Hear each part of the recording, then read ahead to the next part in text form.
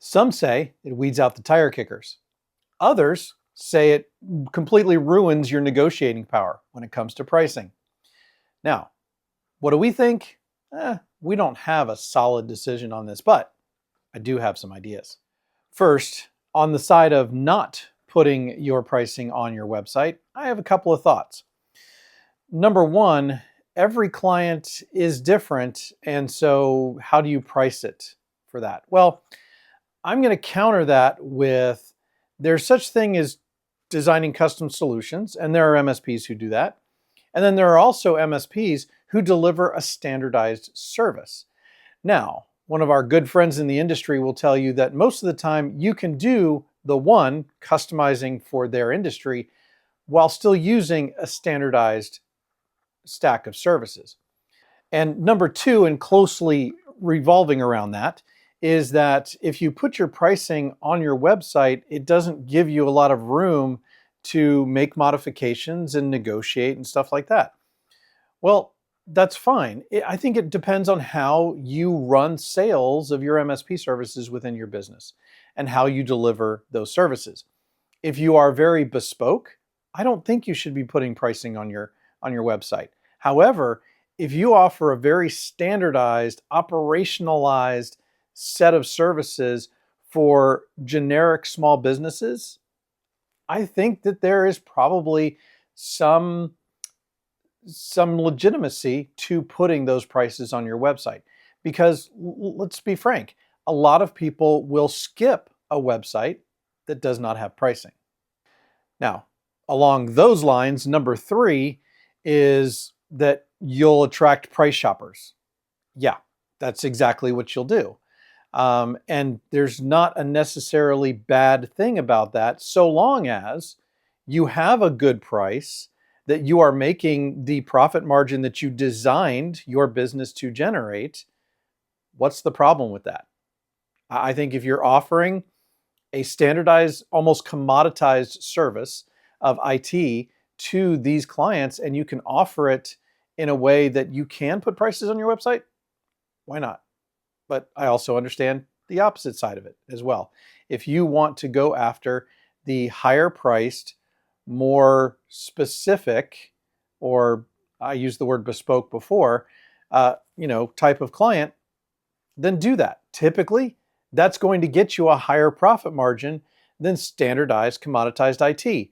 However, it doesn't necessarily have to be the case depending on how well you operationalize the profit margin on the standardized services. Number four, competitors know your pricing. Well, yeah, if you put them on your website, competitors are going to know your price. This has been happening for, years and years and years. Before we even had websites, people were advertising pricing because pricing is a big motivator, and you can motivate people to purchase from you by offering a lower price. Just don't do it at the cost of your profit margin. All right, number five, you risk devaluing your services and especially your consultative approach. And I think this depends, again, on what type of MSP you run. If you are running an MSP that is more consultative than IT service delivery, then yeah, that's probably true. You probably shouldn't put prices on your website. But again, if you're offering those standardized services and you are competing on price, nothing wrong with putting pricing on your website. Okay, let's flip the script a little bit and talk about the reasons why you might want to put pricing on your website. Number one, the argument is it filters out a lot of people who can't or won't pay for your services when they come to your website. Now, there are probably not a lot of MSPs who have an issue with too many inbound leads through their website. Although there are some that do. Some of them have done the work to get or spent the money to get all of those inbound leads to come in through the website. And if that's you, you may need a mechanism like pricing on the website to filter out the people who, again, can't or won't pay those prices. Number two, and this is probably one of my favorite arguments for putting price on your website, and that is it builds trust and transparency.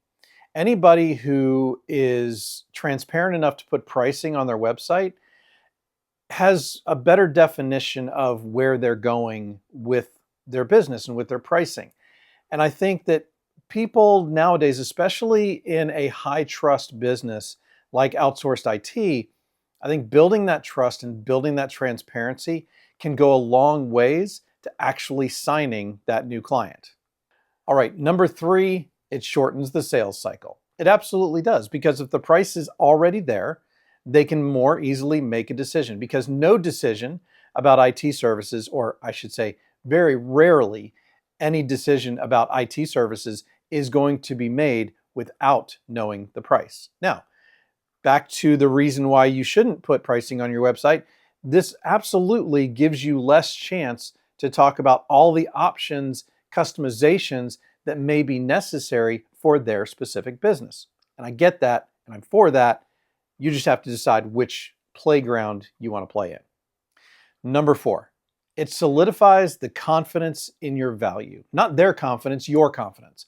And if you're showing that type of confidence along with that type of transparency, again, it is going to psychologically build that trust that you may be looking for to try and close that deal. And number 5, and again, this goes directly against the reason for not putting it on the website and being more bespoke, but it does keep you from offering a standardized set of services if you don't have pricing on your website, right? Now, it doesn't necessarily keep you from it, I guess I would say. It does show, though, that you're not putting specific packages together. Because here's one of the things I wouldn't do, right? I wouldn't have a specific, and I hate to use the metals, but y'all understand what I mean here. A gold, silver, bronze, right?